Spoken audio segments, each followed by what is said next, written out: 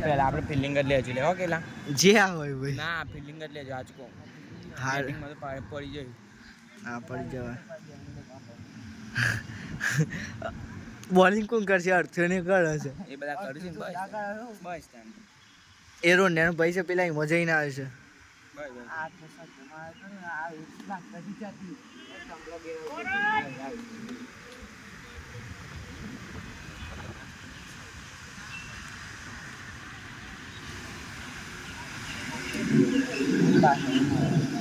જોઈ લેવાની સ્લુ આજે તાર નો કાઈ છે બી વાને બસ જો ત્રીજો